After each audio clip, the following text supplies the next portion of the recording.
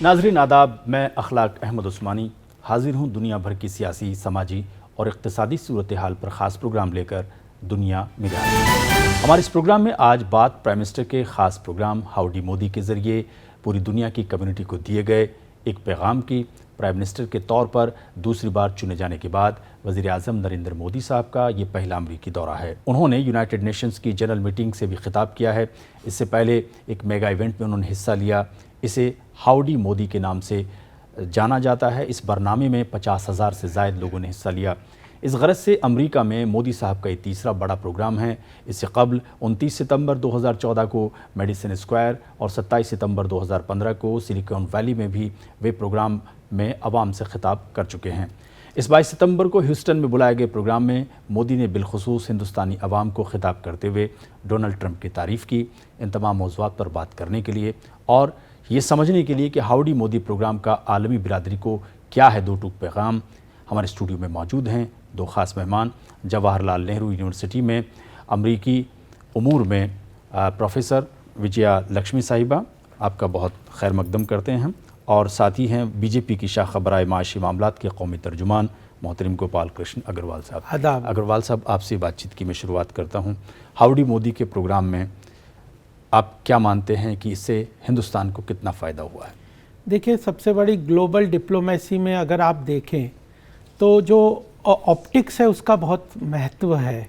और जिस तरह से ट्रंप साहब ने भी बार बार कहा कि वो उस दिन मैं देख रहा था कि 50,000 आवाम के लोग पूरे NRG स्टेडियम में थे और वो जिस तरह से रिस्पॉन्सिव थे मोदी जी के बातों पे और जिस तरह से वो इंटरेक्ट कर रहे थे और जैसा उन्होंने कहा कि मैं जैसा विश्वास उन लोगों के अंदर मोदी जी के प्रति देखता था, तो वह इस तरह से एक बहुत बड़ा मैसेज पूरे वर्ल्ड को और ख़ासकर अमेरिका को हुआ कि मोदी जी का जो ऑरा है भारत में समस्याओं को समझने का, उनको उनके निदान करने का और एक जो उनकी लीडरशिप है उसको स्टैब्लिश इस कार्यक्रम ने किया। और साथ में जिस तरह का कनेक्ट वो स्टैब्लिश हो पाया, जिसके द्वारा चाहे वहाँ पे 25 से ऊपर वहाँ के सेनेटर्स थे, चाहे वो डेमोक्रेट्स हों रिपब्लिकन्स हों, वो ऑन स्टेज पे थे, पूरे टाइम वो रहे। और ह्यूस्टन में प्रेसिडेंट ट्रंप इस कार्यक्रम के लिए स्पेशली वहाँ आए, पूरा रहे और उसके बाद विक्ट्री लैप में हाथ पकड़ के जिस तरह से पूरा उसका चक्कर लगाया स्टेडियम का, तो अपने आप में एक बहुत बड़ा मैसेज था। और उसमें मोदी जी ने बहुत स्पष्ट रूप से अपनी बात रखी, चाहे धारा 370 की बात हो, चाहे टेररिज्म के ऊपर भारत का जो रुख है कि पाकिस्तान किस तरह से एपिसेंटर है टेररिज्म का, उस बात को उन्होंने बहुत स्पष्ट रूप से ग्लोबल प्लेटफॉर्म पे रखा। और ट्रंप साहब ने भी वहाँ पे इस बात को लेके कहा कि जो सॉवरिन कंट्रीज़ हैं उनके लिए सीमा बहुत महत्वपूर्ण रहती है, राष्ट्र की, देश की सीमाएं बहुत महत्वपूर्ण है। जैसे अमेरिका के लिए उसकी सीमा महत्वपूर्ण है, वैसे भारत को भी अपनी जो सीमाएं देश की वो महत्वपूर्ण है।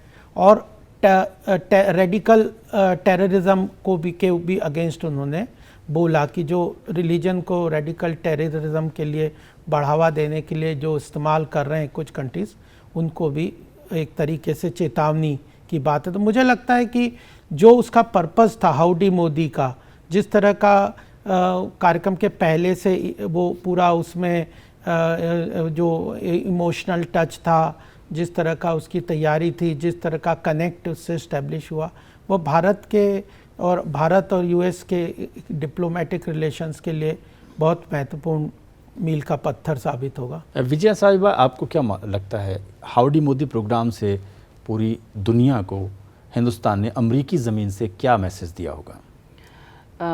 अखलाक साहब, एक तो है कि ये राइजिंग इंडिया मैटर्स एक फ्रेज़ है, जो इंडिया का जो स्थिति है अभी, कौन बेहतर उसकी मैसेज को लेके लाखों को, और ये UN के पहले वाली फंक्शन भी है और हमारे देशवासियों को भी कौन बता सकता है बजाय हमारी प्राइम मिनिस्टर। एक तो वो है, और वो मैसेज भी बहुत स्पष्ट तरह से और बहुत क्लियरली, ऑप्टिक्स बहुत इम्पॉर्टेंट है, मैं भी मानती हूँ, लेकिन एक मैसेज भी था उसमें, ये था कि ये जो इंडिया है ये जो फॉरेन पॉलिसी है इंडिया का, it is based on economic growth. So Modi ji का आश्वासन जो है, एक तो इंडिया में इकोनॉमिक ग्रोथ ज़रूर होगी, और उसमें सिर्फ ईज़ ऑफ बिजनेस नहीं है, लेकिन ईज़ ऑफ लिविंग को भी हम जोड़ रहे हैं। तो ये मैसेज जाएगा पूरी दुनिया में कि भाई ये सिर्फ इंडियंस के लिए नहीं है। तो ये एक बढ़िया सा फोरम और प्लेटफॉर्म था जो मैसेज विश्व को देना था, तो हम दे चुके। और दूसरा है, और वो हमारे लिए बिल्कुल फ़ायदा। दूसरा मैसेज क्या था? दूसरा मैसेज ये था कि ये भारत का नया फॉरेन पॉलिसी है, और रीवाइटलाइज्ड फॉरेन पॉलिसी जिसको कहते हैं। तो ये फॉरेन पॉलिसी का जो चलाना आजकल के ग्लोबल डिप्लोमेसी, जैसे गोपाल साहब ने कहा है, सिर्फ डिप्लोमेसी नहीं है, उसमें एक पॉलिटिकल एलिमेंट होता है, एक स्ट्रेटेजिक एलिमेंट होता है, एक इकोनॉमिक एलिमेंट होता है, एक मिलिट्री एलिमेंट होता है, और कई तरीके ट्रेड होते हैं, और पीपल टू पीपल कितने एलिमेंट्स हैं आप ही देख रहे हैं। और ये सारे रियल टाइम में, मतलब ह्यूस्टन में हो रहा है और हम यहाँ देख रहे हैं, कहीं कुछ हो रहा है, हम उसी समय उसको इस्तेमाल मतलब अंडरस्टैंड कर पा रहे हैं, क्योंकि हमें ऑलरेडी मिल रहा है। जैसे आपकी प्रोग्राम है तो तुरंत सारी लोगों के पास पहुंच जाएगा। तो इस वजह से जो मैसेज था, economic growth, foreign policy revitalisation, rising India, ये तीन जो मुद्दे हैं, उतने इतने अच्छे से जोड़ के जो इमोशनली भी बताए, तो उसमें मेरे ख्याल से फ़ायदा ही हुआ है। बाकी चीज़ें और भी हैं, लेकिन ये मूल मंत्र जिसको कहते हैं इंडिया में, वो this is the main message कि ये इकोनॉमिक ग्रोथ को इंडिया नहीं पीछे छोड़ रहा है, इस पे ध्यान देगा। और हमारी फॉरेन पॉलिसी जो है यूनी डायमेंशनल नहीं होगा, मल्टीपर्पस होता है, मल्टी प्रोंग स्ट्रैटेजी है हमारे पास, तो ये होगा। और तीसरा जो है वो पीपल टू पीपल कनेक्शन को बार बार एक तरह से मिलना और उनको आगे ले जाना, ये भी अपने तरफ से हमारे लिए फ़ायदा होता है। क्योंकि पहले एनआरआई जो है वो सिर्फ एक टू बी ह्यूमरस, शादी में या कोई कज़न आ रहे हैं, उस टाइप की बातें होती थी। अब हम सोचते हैं कि डियास्पोरा जो है वो हमारे लिए एक स्ट्रैटेजिक एसेट है, वो भी एक मैसेज क्या है। तो ये सब जो है, मैं सोचती हूँ कि ये नया भारत मैटर करता है विश्व में। और ये क्यों मैटर करता है, मैंने आपको अभी ये एनालिसिस से बताया। विजया जी की बात पे ही गोपाल साहब, मेरा आपसे सवाल है कि बहुत इम्पॉर्टेंट जो आपने कहा कि इकोनॉमिक ग्रोथ है, जितना मैं पता कर पाया हूँ, वैसे आप ज़्यादा बेहतर समझ पाएंगे कि जो compound rate increase of business है 50% से ज़्यादा है भारत और अमेरिका के दरमियान। आपको लगता है कि हम हिंदुस्तान अमेरिका से बिज़नेस के तौर पर बहुत कुछ और हासिल कर सकते हैं, और इसीलिए मोदी जी तकरीबन 5वीं बार गए हैं वहाँ पे, और इस तरह की विज़िट्स बहुत ज़रूरी है मुल्क को इक़्तिसादी इकनॉमिक फ्रंट पर बहुत बूस्ट देने के लिए। देखिए, आपने बहुत महत्वपूर्ण बात उठाई है। सबसे पहली बात है कि ग्लोबल डिप्लोमेसी का पर्पस क्या है। ग्लोबल डिप्लोमेसी का मेनली पर्पस आज की डेट में इकोनॉमिक डिप्लोमेसी सबसे बड़ा इम्पॉर्टेंट फैक्टर है बायलैटरल रिलेशंस में। और मल्टीलेटरल रिलेशंस में भी आप चाहे WTO देख लीजिए, कहीं भी देख लीजिए, तो ट्रेड रिलेशंस जो हैं आपस में, उनका बहुत महत्व है किसी भी रिलेशंस में। और यह जो हाउडी मोदी तो स्टार्टिंग पॉइंट था, इसने एक बेस बनाया। उसके बाद चाहे ब्लूमबर्ग के साथ उनका इंटरेक्शन है, उसके बाद ग्लोबल USA के 40 टॉप CEOs के साथ 1-to-1 मीटिंग हुई, जिसमें हमारे फॉरेन सेक्रेटरी और कॉमर्स मिनिस्टर सब लोग थे। और उसमें 1-to-1 चाहे माइक्रोसॉफ्ट है, चाहे और फ्लिपकार्ट है, और भी सारे जो थे लोग, फेसबुक है, इन सब के जो CEOs हैं, टेक्सला है, इन सब के CEOs ने मिलकर इंटरेक्शन करके अपनी बात को प्रधानमंत्री के सामने रखा।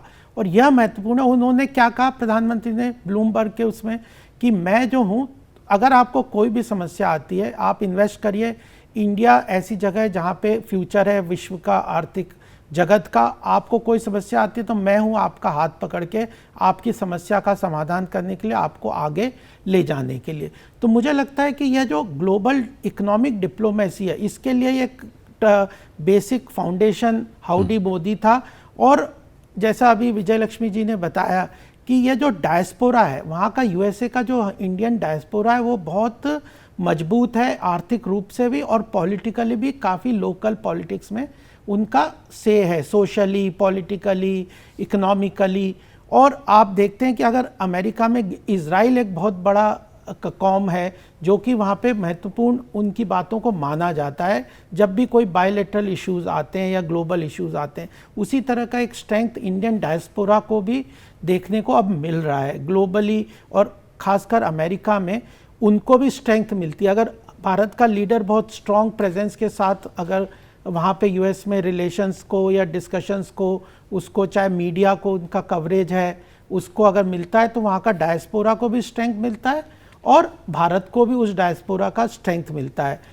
हाउडी मोदी के बाद के अगर आप एनालिसिस देखेंगे, चाहे वॉल स्ट्रीट जर्नल देख लीजिए, वॉशिंगटन पोस्ट देख लीजिए, अक्रॉस एवरी न्यूज़पेपर, वहाँ पे न्यूयॉर्क टाइम्स, सब में फ्रंट पेज कवरेज इस बारे पे पूरी भारत की स्थिति की, मोदी जी के विजिट की वहाँ पे कवरेज थी। और जिस टाइम ये इवेंट सारा चल रहा था लाइव कवरेज तो इंडिया और अमेरिका के चैनल्स का तो था ही, ग्लोबली भी न्यूज़ आ रही थी कि चाइना भी बहुत क्लोजली इसको वॉच कर रहा है, इस दोनों के इंटरेक्शन को। पाकिस्तान की अपनी समस्याओं का भी वहाँ पे उजागर हुआ। तो मुझे लगता है कि एक तरीके से एक बेस बहुत अच्छा हाउडी मोदी से मिला। उसके बाद ब्लूमबर्ग उनका लेक्चर था वो भी, जिसमें उन्हें क्लीनलीनेस के लिए ग्लोबल अवार्ड मिला बिल गेट्स फाउंडेशन के द्वारा, और उसको उन्होंने डेडिकेट किया भारत की 130 करोड़ जनता के लिए जिनने स्वच्छता के अभियान को लेके पूरे देश को इस स्थिति में लेके आए। तो और आने जो यूनाइटेड नेशंस का लेक्चर है, ये सारी चीज़ों का इंटरेक्शंस का Bharat India trade, Bharat US trade के रिलेशंस में पॉजिटिव इम्पैक्ट आएगा। चीज़ें निकल के आई हैं कि भारत के क्या इंटरेस्ट हैं, यूएसए के क्या इंटरेस्ट हैं, उनको कैसे रिकंसाइल करना है। ये सारी बातों में लगभग 20 से अधिक तो प्राइम मिनिस्टर की bilateral meetings heads of nation से हुई हैं। फिर कॉमर्स सेक्रेटरी, ये फॉरेन मिनिस्टर की हुई, कॉमर्स मिनिस्टर की हुई हैं। तो बहुत इसका इफेक्टिवली लॉन्ग टर्म इम्पैक्ट आने वाला है। विजया जी, एक फैक्ट को रखते हुए मैं आपसे इस पर तबसरा चाहूँगा, आपको टिप्पणी चाहूँगा, ये कि हिंदुस्तान के लिए के साथ अमेरिका दूसरा सबसे बड़ा ट्रेडिंग पार्टनर है और हमारे यहाँ पर जितने बाहर का फॉरेन का पैसा इन्वेस्ट है उसमें 9% से ज़्यादा सिर्फ अमेरिकी कंपनियों का है। जब इस तरह के मेगा इवेंट होते हैं जैसा हम देख रहे हैं हाउडी मोदी में, इससे क्या बायलैटरल ट्रेड को, दो तरफा व्यापार को क्या वाकई तरक्की मिलती है? बिल्कुल मिलती है, क्योंकि ट्रेड और इन्वेस्टमेंट जो है वो किस पे डिपेंड करता है? Confidence, investor confidence, business climate पे कॉन्फिडेंस। तो मैंने जैसे बताया, अगर प्रधानमंत्री खुद स्वयं बोल रहे हैं कि भाई ये जो इकोनॉमिक ग्रोथ का पाथवे जो इंडिया ने चुना है उसको हम कहीं भी बिगड़ने नहीं दे रहे हैं, ना हमें इसको पीछे छोड़ रहे हैं, और जो भी दिक्कतें आ रही हैं उनको सबको हम समाधान करने के लिए बैठे हैं। तो ये वाला मैसेज जो है इंस्पायर करता है कॉन्फिडेंस, और कॉन्फिडेंस अगर बढ़ेगा तो इन्वेस्टमेंट नेचुरली फॉलो करेगा। ये एक कन्वेंशनल विजडम भी कह सकते हैं, लेकिन इसमें स्पेसिफिकली क्यों हम कह रहे हैं कि इसमें बढ़ेगा? जैसे कि इन्होंने कहा है कि एक MOU पेट्रोनेट और एक टेक्सास फर्म के साथ LNG में, तो एनर्जी सिक्योरिटी के लिए आप हाथ बढ़ा रहे हैं। तो बड़े बड़े क्या बोलते हैं डील्स हैं जो पाइपलाइन में भी हैं और शुरुआत भी कर चुके हैं, और इसीलिए मेरे को लगता है कि ये अच्छी शुरुआत है। और ये ह्यूस्टन का जो इवेंट हाउडी मोदी, उसमें एक तरफ से हम तो ये देख रहे हैं कि ये पहले भी डायस्पोरिक मीटिंग्स हुए हैं और इतना बढ़िया सा स्केल में शायद नहीं हुआ, लेकिन काफ़ी 3-4 साल से जो कनेक्ट हो रहा है उसमें से भी अमेरिकी बिजनेसमैन को एक तरफ से US इंडिया बिजनेस काउंसिल हैं, वो लोग भी देख रहे हैं कि एक स्ट्रॉन्ग इंडिया जो है जिसमें आर्थिक स्थिति, इन्वेस्टमेंट सब कुछ हो, वो अमेरिकन नेशनल सिक्योरिटी के इंटरेस्ट में है। मतलब strong India is in the interest of United states. इस तरह की एक लाइन आने लगा है कि सारे जो मीटिंग्स में हमें सुनने को मिल रहा है।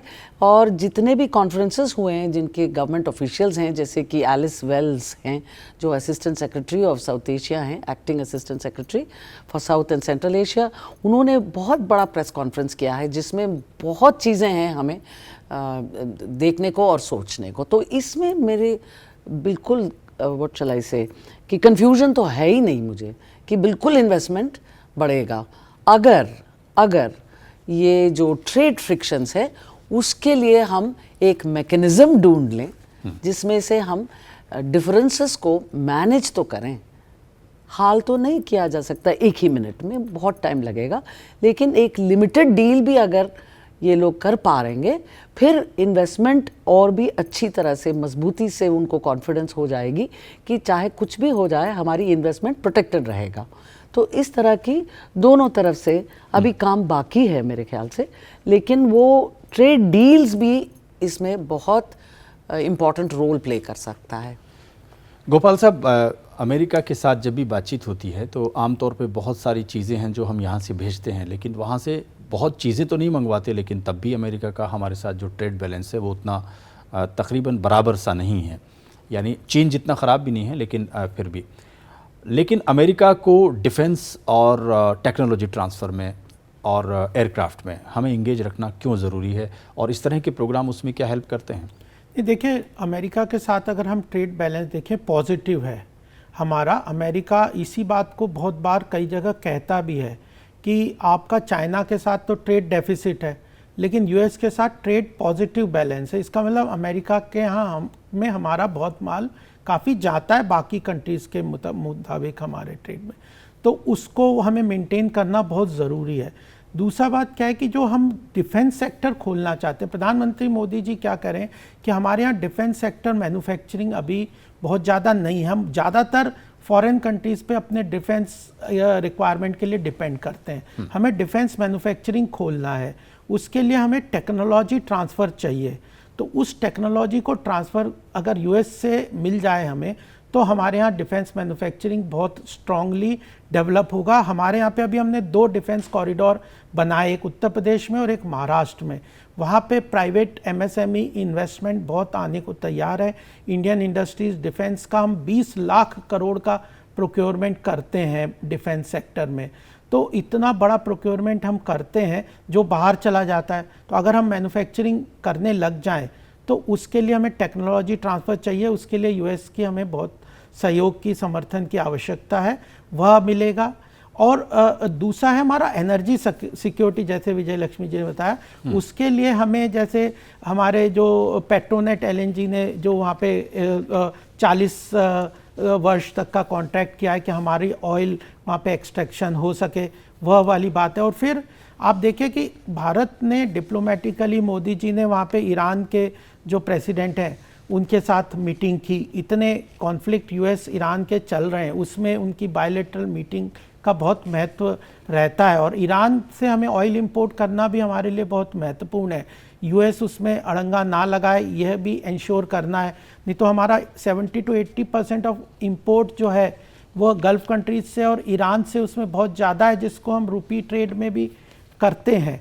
तो उस रुपी ट्रेड की एनालिसिस नेगोशिएशन करना है। हमारी कंट्री का H1B वीज़ा का बहुत सारी पॉपुलेशन जो वहाँ जाती है, वहाँ के कंट्रीज़ के CEOs भी चाहते हैं कि भारत से जो IT प्रोफेशनल्स हैं, जो हार्डवेयर प्रोफेशनल्स हैं, जो कम्युनिकेशंस के एक्सपर्ट्स हैं, IITs वगैरह के लोग वहाँ जाके काम करें, उनका रिपैट्रिएशन होता है, उसमें यूएस कहीं अड़ंगा ना लगाए। तो ऐसे बहुत सारे हमारे ट्रेड इंटरेस्ट हैं जो कि उनको प्रोटेक्ट करना, उनको आगे बढ़ाना, और उसमें वहाँ के जो CEOs हैं उनका पॉलिटिकल लोगों से ज़्यादा बड़ा रोल है।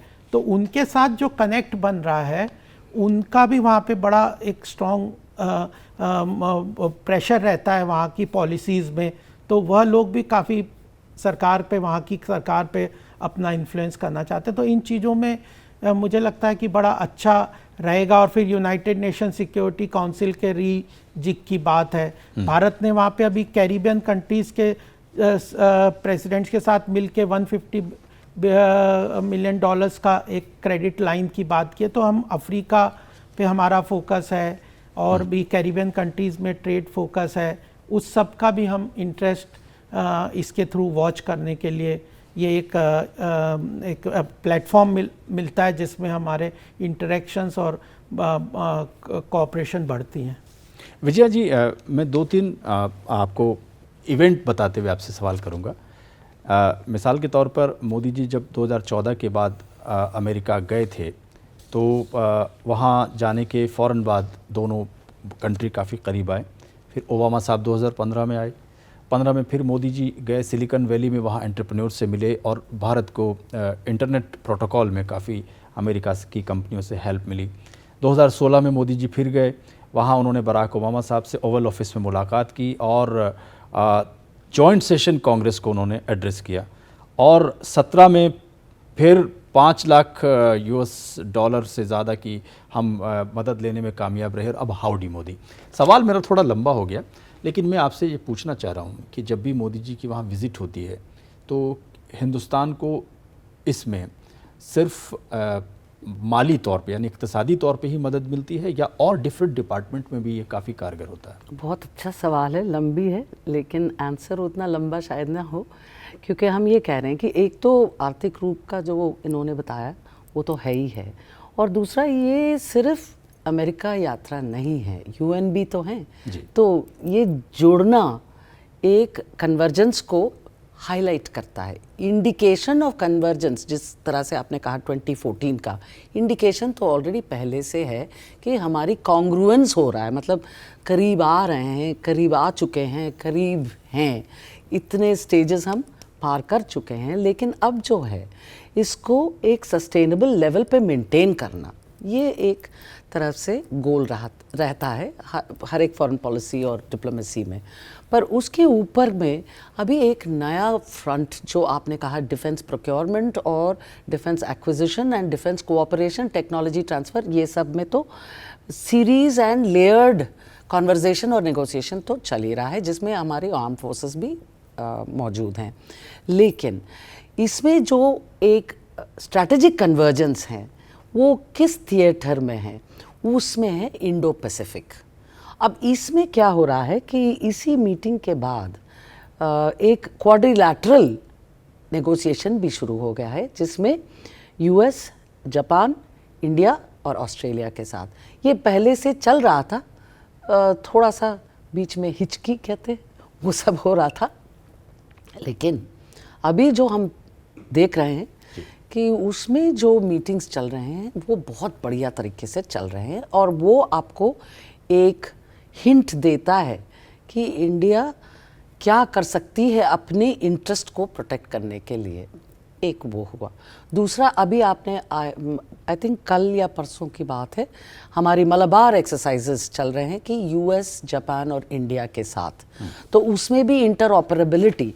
तो मैं घुमा नहीं रही हूँ, लेकिन आप जब कह रहे थे ना कि डिफेंस प्रोक्योरमेंट और टेक्नोलॉजी ट्रांसफ़र, उसको अब्जॉर्ब करना, फिर उसको इस्तेमाल करने में ही उसका एक्चुअल इम्पोर्टेंस आता है। और इंटरऑपरेबिलिटी मिलिट्री एक्सरसाइजेज जो हम कर रहे हैं, एक और एलिमेंट जुड़ चुका है जो डिफेंस खरीदारी, और इट्स नॉट जस्ट ट्रांजैक्शनल जिसको कहते हैं ना लेन देन और ख़रीदारी, तो वो नहीं है। तो मेरे ख्याल से ये ट्रेड इन डिफेंस वो बहुत अलग तरीके से हमको देखना पड़ेगा। इसमें काफ़ी कुछ और स्ट्रेटेजिक चीज़ें जुड़े हुए हैं, और उसमें एक और चीज़ भी है जिसमें रेसिप्रोसिटी वगैरह उतना नहीं मान्यता रखता है। हालांकि ट्रंप साहब ने हाउडी मोदी इवेंट में भी बार बार कहा है कि बॉर्डर्स को इम्पोर्टेंस दिए हुए, टेररिज्म और काउंटरिंग इस्लामिक रेडिकल टेररिज्म पे जो हमें बहुत खुश हुए हम, और फिर रेसिप्रोकल ट्रेड पे आके कह रहे थे कि भाई बहुत टफ नेगोशिएटर हैं,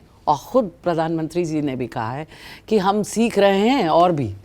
तो एक मजाक में ये बता दिए गए कि भाई जो इंडिया के ट्रेड रिक्वायरमेंट्स हैं, जिस तरह से हम मीट कर रहे हैं, उसमें काफ़ी कुछ चीज़ें बदल भी सकता है, लेकिन एक इंटरेस्ट, नेशनल इंटरेस्ट के तौर पे डिफेंस ट्रेड जो है वो सिर्फ एक मेक इन इंडिया या मेक इन अमेरिका के प्रॉब्लम में नहीं फंसेगा, वो स्ट्रेटेजिक कन्वर्जेंस को लेते हुए आपकी आगे बढ़ने का पूरा मैकेनिज्म और पूरा प्रयास दोनों तरफ से हो गया है। और ये जो मीटिंग है हाउडी मोदी के बाद जो प्रेस कॉन्फ्रेंस जो मैडम एलिस वेल्स ने दिया है, उसमें काफ़ी कुछ बताया गया है कि ये क्वाड्रिलैटरल जो इनिशिएटिव है 4 देशों के साथ इंडिया जो कर रहा है, ये आपको भी पता ही होगा किस लिए हो रहा है।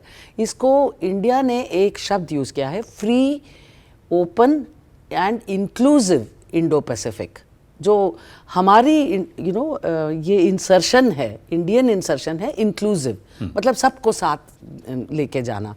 तो मेरे ख्याल से ये रेजोनेंस बहुत हाई होता है जब इंडिया अपना वैल्यू बेस्ड फॉरेन पॉलिसी को सामने रख रहा है और उस दिशा में, उस मार्ग में कदम भी रख रहा है। तो मेरे ख्याल से ये विन विन है। हाउडी मोदी के प्रोग्राम के बारे में और हिंदुस्तान और अमेरिका के दो तरफा ताल्लुकात पर आपके क्या तासुरात हैं, आप हमें इरसाल कर सकते हैं। हमारी ईमेल आईडी है ddurduspecials@gmail.com। हमारी टीम को इजाज़त दीजिए। आदाब।